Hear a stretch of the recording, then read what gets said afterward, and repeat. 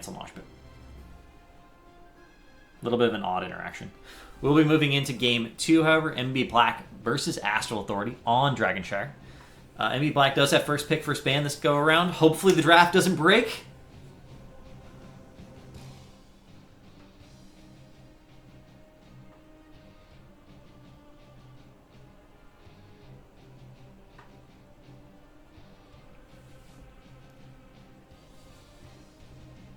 Also, I would actually like to thank everyone for being relatively respectful in chat.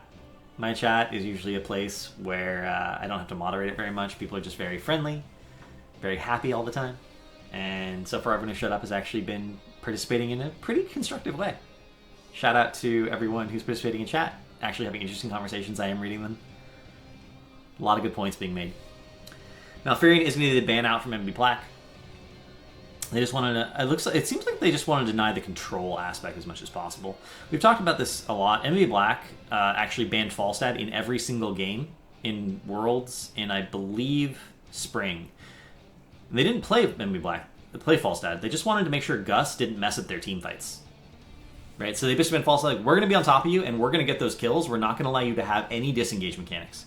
And I think banning Malfurion is in a very similar vein. When they dive onto people, they don't want Twilight Dream to mess up their kill potential. They want to be able to get that focus fire. Zeratul is going to be the ban from Astral Authority. Zeratul is really good on Dragonshire. He's really good at rotational picks. He's really good at bullying, or helping bully the solo laner in a 2v1 scenario. His rework buffed him significantly, especially at the pro level of play. Would actually not be surprised to see Zeratul be a priority ban on a variety of maps. MB Black actually going to take advantage of the Zeratul ban to pick up Falstad. Zeratul is exceptionally strong against Falstad, but without Zeratul as a consideration, MB Black is confident that they can abuse Falstad's global very, very safely.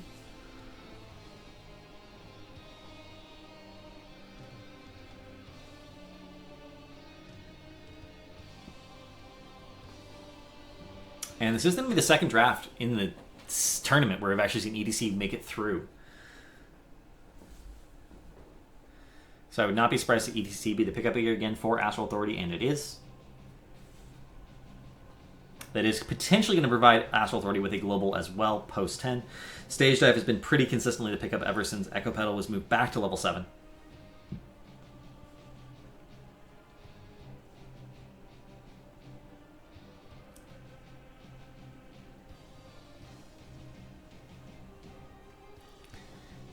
I'm surprised Astral Authority is taking so long. Normally, there's a lot of prep that goes into these drafts. They are going to pick up Tychus. That is going to be a response to MB Black wanting to pick up Muradin.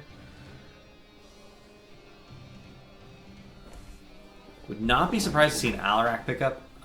Alarak pretty much beats a lot of people in lane. The only matchup that I think he actually gives him any sort of trouble at all is Thrall. But the best way to think about Alarak in the solo lane is all his matchups are skill matchups. In theory, he can win all of them. That's just how his kit works. If you can hit everything at the right targets at the right time on Alarak, you're going to win your lane. He does have some of his matchups are harder than others, but he really is a skill matchup, and Alarak, Rich on Alarak, may be the most terrifying thing you can possibly encounter in a lane. For that reason. MB Black, and again, emphasize the global, however, we are going to see the Dahaka pickup. This is something that was popularized in the Chinese meta. The rest of the world kind of ignored it, and then it was just a bomb at BlizzCon. Everyone saw the power of Dahaka, and he's now decidedly in the meta on any map where globals can be a consideration, or even just wave clear is at a premium.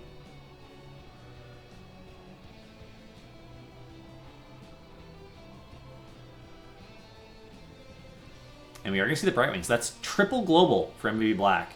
They are very heavily invested in the global. They're just going to out-rotate Astral Authority. That is the plan. And honestly, I'm not sure what Astral Authority can pick up at this point to deny it. There's a limited number of globals in the game. I believe 8 total if you count Abathur and all the heroics.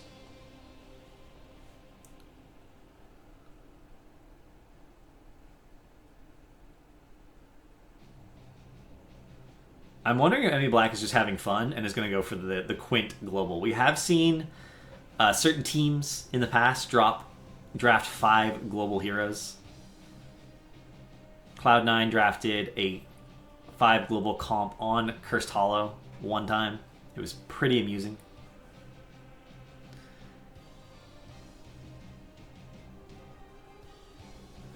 Astral Authority, I think, doesn't know how to respond to this. They are going to ban the Johanna. I don't... Johanna and Dahaka can be really strong on the same team, but they both share the same fundamental flaw in that they lack mobility. And Envy Black tends to want at least one mobile frontliner. That's their style of play, because a mobile frontliner, especially a mobile tank frontliner, allows you to be incredibly aggressive as a team when you find someone out of position. I don't think they would have gone Johanna here, just because having two mobile frontliners doesn't make sense. It does make sense against other teams who value wave clear and are trying to use the globals to pressure, but that's not why MVP Black drops globals. MVP Black drops globals to secure picks. Medivh is going to be the ban for MVP Black. That means they're going for burst in their last two picks. They want to make sure they can deny any sort of save mechanic, particularly with portals or force of will. Not sure if Astral Authority is going to respond to that with that idea. They could secure a burst support or a burst healer here. It'd actually be quite good for them. I don't think this is a reverse draft again, guys, but we'll see.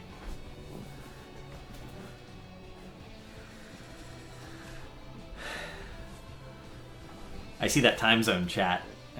Talking chat. It is 3:35 a.m. where I am. Rhaegar is going to be the pickup. That will give them Ancestral. It will give them Cleanse. That is an important consideration.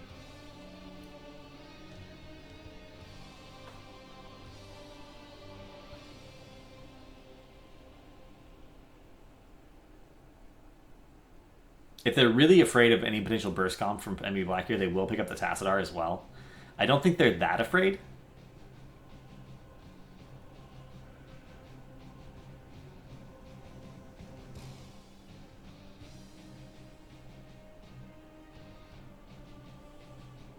And they are going to pick up the Alarak. I actually like that quite a bit. It does give them a really strong solo laner. Thrall, however, is still available. And you guys might know one or two things about Rich's Thrall. It's pretty good. And as I was talking about earlier, all of Alarak's matchups are essentially skill matchups to some degree. But if the I think Thrall is his hardest matchup overall, and if the Thrall is just better than you, you're going to lose. Pretty much 100% of the time. And I think we can all agree that if Rich is on Thrall, he's probably better than whoever he's laning against.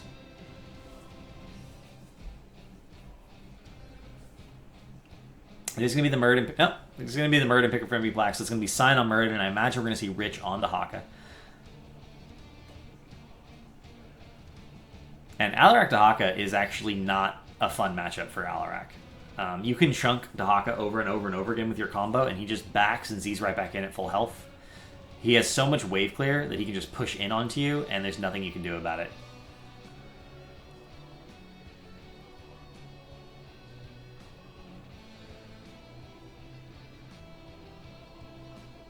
And Hammer is the pickup for MVP Black. So MVP Black is probably going to just leave Hammer in the bot lane here, have Dahaka be top, and then the globals from Falstad and Brightwing will mitigate any of the immobility of Sergeant Hammer not having an impact on the map. That is a very difficult strategy to deal with. We've actually seen MVP Black do it before on this map, and Astral Authority is actually going to pick up Zool. So they're going to go for as much lane pressure as possible to deny. And I wonder... For those of you who were not playing the game in Alpha and Beta, there was a point where Dragonshire was actually nicknamed Hammershire. Hammer is exceptionally strong on Dragonshire if you play her out on the map correctly. And it's always remained a popular pick in both China and Korea on Dragonshire. We actually even occasionally see Chinese teams do the full BFG cheese, where they take orbital BFG at 20 and just keep mid lane pushed as aggressively as possible with it. Because eventually the keep does go down and you will get catapults.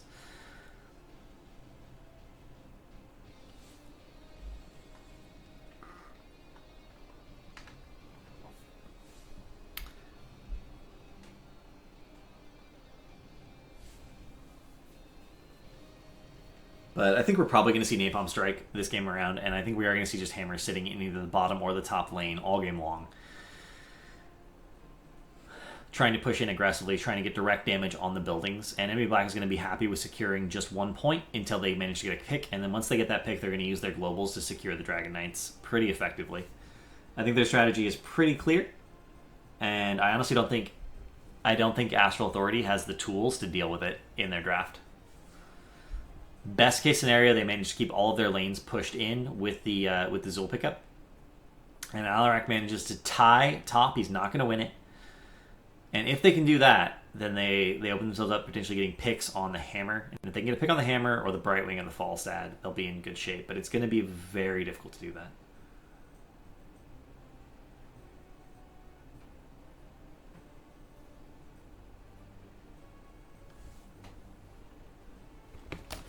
We are going to watch the Chinese commentators for a while, one of whom was switched out. The bowtie guy is gone. They decided they did not want the bowtie. They just straight up removed that guy from the casting desk.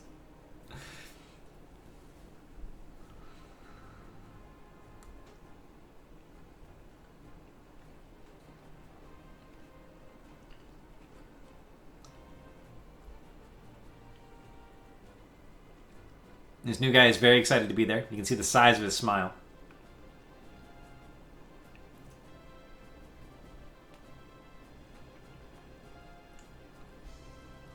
For those of you who are wondering at the banner on the bottom, no, it went away. That is a mount that is being offered on the Chinese servers. If you scan the QR code, you get the mount. I believe it's 20 redemptions per time it shows on the stream. Something like that. So it is a limited edition mount. It's also given away to everyone who attends live. This is being held in front of a live studio audience.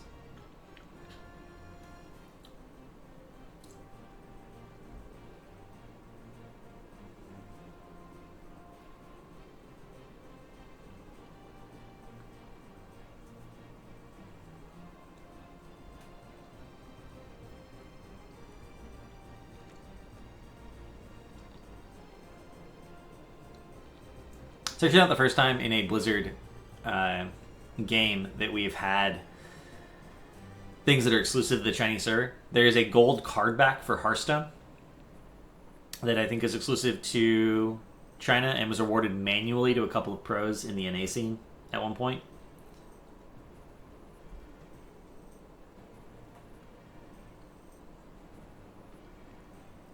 Poems incoming.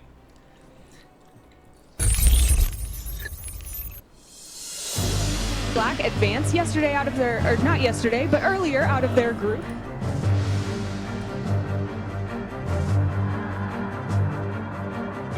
那么坚果也在支援过来的路上，马上就到了坚果。哎呀，哇这个箭雨，我的天，瞬间，这个位置没有太注意，实际到这个箭雨一下去3个。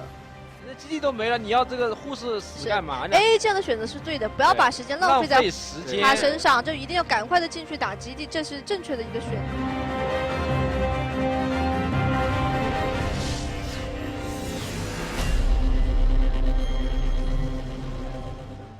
Astral Authority is a perfect representative for North America on the international scene. I think they have we're gonna have such an a interview. unique This is actually cool. style, and I'm really happy that they're getting to represent North America again internationally. Hopefully they learned from BlizzCon, and now they'll be able to use that practice on the international level to really take the next step and show their style at this event. You're going to see what Dunk We are thinks. Astral Authority, and we are the #1 seed from North America, and we're going to look to play our best here at China.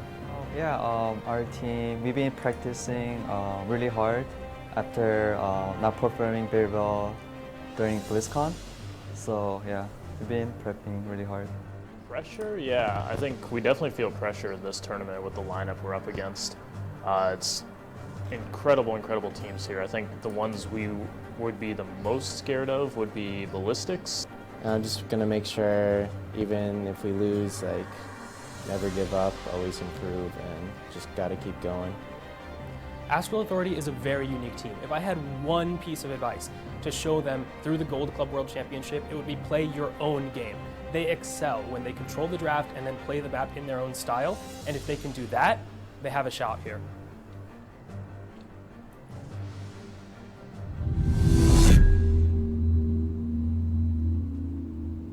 First game was 11-23, I think. Not counting the lag.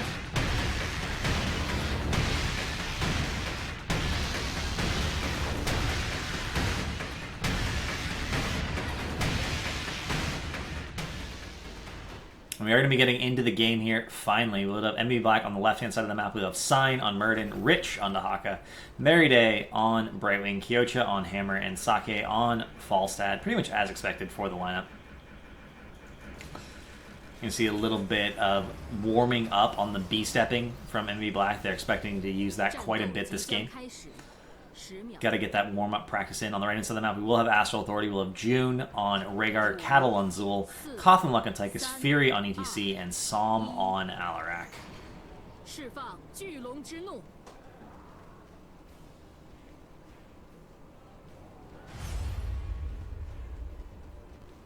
it's going to be map number 2, best of 2 for the round robin stage. The fight's going to go on immediately. We're actually going to see an immediate pick onto Sign. The CC chain from Astral Authority was real with the power slide into the root, and the body blocks were there as well.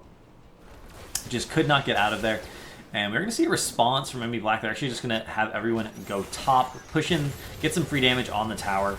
That is not going to catch them up now, but it will catch them up later. We're going to see Hammer hanging out in the bot lane as expected. The Globals are going to be moving about, trying to get their maximum impact on the map. We're going to see Rich pushing in very aggressively. Actually burrows, and we're going to see the backlash from Zool chunk him. The follow-up timing was perfect. Rich is not going to get out of this. He is 110% dead. Does end up going down 2-0 right now for Astral Authority. It's worth noting that I believe this was MVB Black's. But this was Astral Authority's map pick, so it seems like they have a really strong handle on what they're trying to do on the map. We are going to see Kyocha in the bot lane on Hammer just sieging up that bottom tower. Rhaegar does finally get the rotation, but again, a lot of free damage done to the buildings directly, and if MVB Black can just keep doing damage to structures, eventually they'll make up the difference from these kills. We're going to see Zool in the top lane. Dahaka and Murden are both up there. We're seeing a 3v2 skirmish at the bottom. Merryday is going to do a lot. Kyocha's forced to back up and tap, and neither team has secured top yet. Astral Authority is actually ahead in experience. They are going to level 4 first. Cattle doing his best to make MB Black work for this kill, but he is 100% dead. There's no possibility he lives through that. And MB Black going up on the scoreboard with their first kill of the game. Again, we're going to see Hammer hanging out in the bottom lane. Dahaka in the top, going to start pushing that in. He does have Primal Aggression, so he has aggressive amounts of wave clear. He can pretty much clear a wave instantly as soon as he's left alone. One duration of the W is enough to clear pretty much the entire lane. And 4 is going to be picked up for both teams. MB Black starting to claw their way back into this game. Now ahead in experience, despite the fact that they were quite a bit behind. And again, it comes down to that kill that was secure, that was so critical, but it also comes down to just the sheer amount of wave clear they have, allowing them to get their waves first and clear them. And AA has to wait a little bit longer. We're going to see Volstead hanging out in the top lane, and again, Cattle is almost going to go down. He does barely manage to live there. Taps. I'm just going right back in. Mid lane is pushed far enough in that someone's actually going to have to wait here and maintain vision. Kyocha manages to knock people off of the body block and gets out of there. Rich, with the global, does come into the bot lane. We are going to see a beautiful drag onto Fury, but he does have power slide. He manages to get out of there. Signman, meanwhile, coming in from the top side. The polymorph onto June. June is 100% dead here. There's no possibility he gets away. He actually tries to feral lunge to the siege camp to create distance so he can get out of there. Actually, very strong play there, but just not enough. He was already too low. But Psalm managed to pick up the Dragon Knight while that brawl was going on. And despite the fact that it is level 6 to level 5, MB Black A is going to make up a little tiny bit of the difference here, pushing with that Dragon Knight.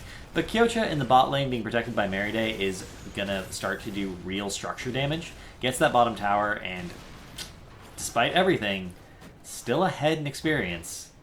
Lost the Dragon Knight, killed more buildings than the team that had the Dragon Knight. You'll see an aggressive collapse here. Merryday is going to take a lot of damage. They might actually be able to get the kill. They do manage to get the kill. June securing that. But Tychus in the back ends up going down. So that ends up being a 1-for-1 trade, despite the fact that Astral Authority initiated that fight. Meanwhile, Kyocha secures the entire bottom wall with Hammer.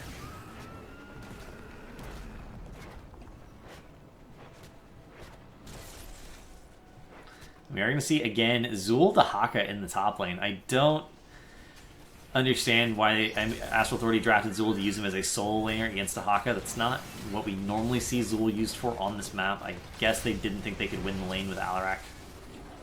They opted to go for a matchup that has a little bit more wave clear. But we're going to see Zool picked off yet again in the top lane. 1v1, Rich just bodying Cattle. And Tygus is going to rotate up, make sure that soak does not get missed. And it's going to be Cawthon luck. Rich actually going for the drag there. Cawthon managed to dodge it with the running gun, but the wall is gone. And Sign actually just casually coming over the wall with the stun. And Anmi Saki with the fly in. The Global's doing so much work. Telekinesis there, but the silence does miss. Saki manages to barrel roll out. And again, MVP Rich with that Primal Aggression level 1. Look at that ridiculous wave clear. That wave is instantly gone, which means their wave is free to push in and tank those tower shots, and they're just going to re-engage. We do see Brightwing Zing in. Another Global, and they're going to try to get the Alarak pick here. If they can get the Poly, they can get the drag, but he does get out of there in time. He uses Telekinesis on himself for the disengage. And Kyochi's going to find Fury in a bush. Fury does not have enough damage around. We're actually going to see the root on Kyocha. Kyocha's trying so hard to get out of here. He does have first aid, but the power slide is off cooldown, and he will end up going down. Nice pick by Astral Authority. 10, however, is going to be picked up from MB Black. Sign does get rooted, but he has to turn about. Astral Authority actually fighting basically underneath the bushes. That's Fury completely isolated from his team. He will get stunned out as well. He looks like he is going to go down. And Rich coming in with the Brush Stalker right into that bush, immediately on top of him. And they do manage to get that pick onto Fury. Falstad again with the fly. Just everywhere on the map. They're going aggressively onto Cawthon here. Nope, Cawthon's out, but they are going to manage to secure this top fort. There's going to get them even more experience and open up the map significantly more than it is, even for MB Black. MB Black just has complete map control right now with these globals, and they have so much pressure from the hammer.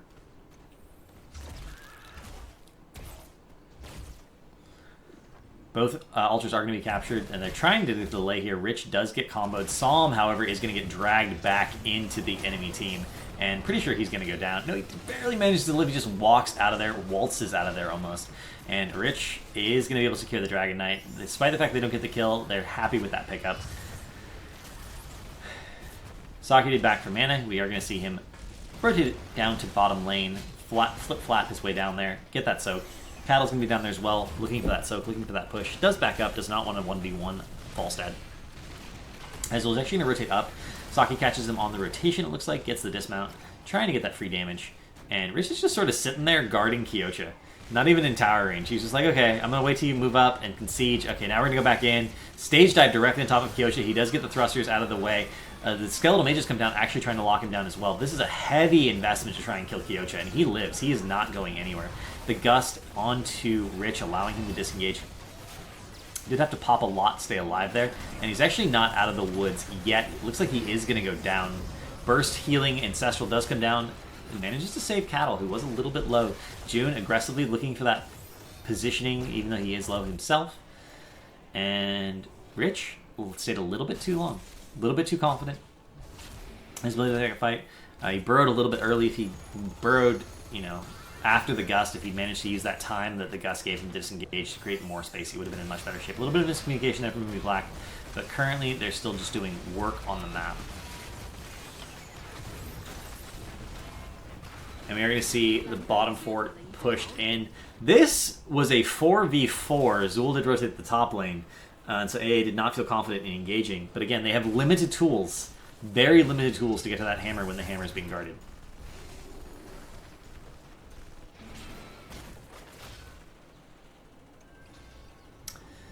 And MB Black going to pick up 13. They now are at a talent tier advantage. We see pretty standard talents picked up across the board so far. Nothing really exceptional to comment on, except for the fact that Murden did go Burning Rage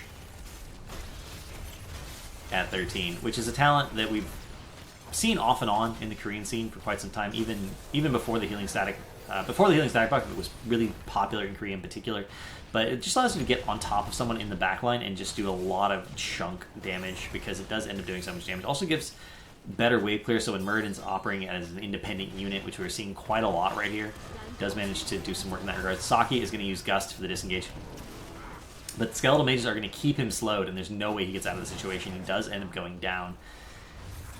Meanwhile, in the top lane, we do see Sign and Rich try to rotate on ETC. ETC does get out of there. Fury, not one to be caught out.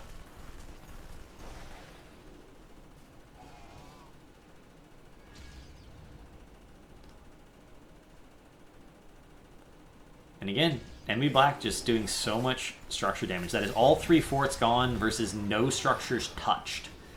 That's where we're out in the structure war, and if MB Black can get into the Dragon Knight and secure, keep wall and a keep, they can open up that win condition. Then they only really need to win one fight, and they can just go end the game. And that's really the point we're very close to. We do see both shrines capped by MB Black. Again, abusing that globals, abusing their wave clear to keep all their lanes pushed in very aggressively. We can see Rich in the top lane. He grabbed the shrine, and then he's going to push in the wave.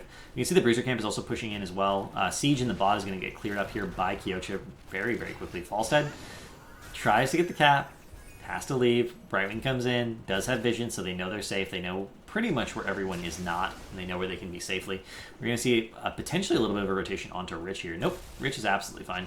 I actually don't see Rich on the map. He is hiding, and he's going to burrow in, looking for this fight. He does come right on top of the entire enemy team, gets the drag onto June. June can get easily killed here. He does end up going down, and that was a beautiful burrow by Rich. He knew exactly where the enemy team was. He predicted that. His guess turned out to be correct. We are going to see June go down at the start of a fight. Losing your support at the start of a fight is an invitation for more free kills, especially with this much global mobility. Psalm is going to go down here. We are going to see the stun onto Fury. He ends up going down as well. Cawthon was trying to make something happen, trying to pressure Sign back, but that's not going to happen. And Rich is just going to casually pick up the Dragon Knight and continue the push in with the hammer. That is 16-13. They're going to get this keep wall basically for free. Not even a lot of damage going to be done to the Dragon Knight. Cawthon's going to step forward a little bit, try and chunk, but his trait does work on the Dragon Knight, of course. Tychus' percent damage is exceptional for the defense, but if you can just kick Tychus away every time that minigun glows, you're going to be in really good shape. And they're going to get the keep here pretty much 100%. No question. That is going to open them up a win condition like we were talking about. That's what they really wanted. We're going to see the stage dive on top of Hammer again, but he manages the disengage. Sign gets rooted, but not enough to actually take him down. And 24 seconds and 40% health left on this Dragon Knight. They're going to rotate. They're going to try and push in bot lane as well. They could easily get the wall here. They can't likely get in their keep unless they can get some picks. If they get 2 or 3 picks, they'll easily secure a bottom keep as well. But they are going to try and get this wall before the Dragon Knight ends up ending. Saki considering flying somewhere. He's thought about it. Merryday in the top lane, meanwhile, getting that soak. And Enemy Black just not missing anything. The Dragon Knight does expire. Rich is completely out of there. Doesn't have a mount, so they are going to rotate on him, but the Gust for the disengage, and Merryday with the Z in, making sure nothing bad can happen. Rich is absolutely fine this time around.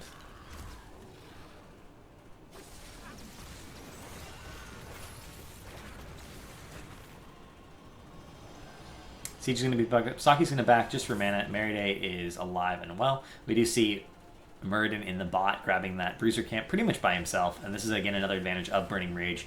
Does allow you to solo Bruiser Camps pretty efficiently. We're actually going to see Stone Form picked up at 16 for well. This is an old school Muradin build. We're actually seeing the heal on Burrow for Rich as well, helping out Brightwing a little bit in that department. Critterize is picked up at 16 for more potential burst along with Executioner. So this is some interesting talent choices from MB Black. They're really making sure they have independence in some ways. In terms of not needing necessarily Brightwing for that support, but at the same time, they're taking some damage abilities where possible. And we're going to see the aggressive push in. This is Bruiser plus Siege plus Hammer. This is going to be bottom keep unless Astral Authority can get a really good stage dive, but so far the stage dives have just basically forced Hammer to Siege and haven't really done anything besides that. Just forcing Hammer to Siege is actually usually not enough to deal with a Hammer. In this level of play, we're going to see the drag in, a lot of damage, and then Gust out. Gust basically 100% secures this keep. There's no question it's going to go down. Skeletal Mages come down for slowing on MVP Rich. They're trying to make sure that they can't get collapsed on, and they're trying to zone the fight a little bit better. But as it stands, Enemy Black is just going to continually push in and be aggressive here. We do finally see the stage dive actually landing on Kyocha, but that leaves Fury completely separated from his team. They try and focus Rich, but he's going to be absolutely fine with the heal on Burrow effect from a 16 talent. Sign looks like he might almost go down, but then he does have Avatar. The silence comes in too late to cancel the cast, and Cawthon Luck is going to go down. And this is the point where Skullcracker is just getting so much value because he's just bullying people back into their own Nexus. And they're forced to disengage here. They don't have quite enough health, but the keeps at 80%. They do have level 20 versus level 16. Saki with the aggressive fly in. Counter-Strike comes down. Psalm not going to be able to do anything with that. They do end up getting the pick on him, and Cattle is barely going to live. Rich, again with the burrow, is going to get healed up. And that will be Core. Catapults on Core. GG 20-16. MB Black taking the game over Astral Authority, taking the set over Astral Authority 2-0.